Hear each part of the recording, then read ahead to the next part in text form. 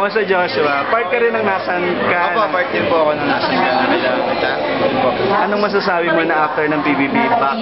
Kung bakit may project ka Ano po, sobrang blessing eh. Kasi bihira lang mabigyan eh. Hindi naman lahat ng housemate pa nabigyan ng opportunity na magkaroon siya. Talagang sobrang blessing na matanggap ko. Masaya ako. Ano masasabi mo na parang after ng paglabas, nilove team kayo ni Eloisa? Okay, kasi blessing din yun eh. Blessing yung nilove team kami ni Eloisa. Blessing din yung teleserye. Ay, blessing din yung Ano preparation yung ginagawa nyo for the teleserye? workshop po. Workshop. Kamusta naman yung workshop nyo? Sobrang okay. Kasi sobrang dami namin natututunan talaga sa workshop. Ang tulad ng ano, yung mga natutunan mo na sa workshop.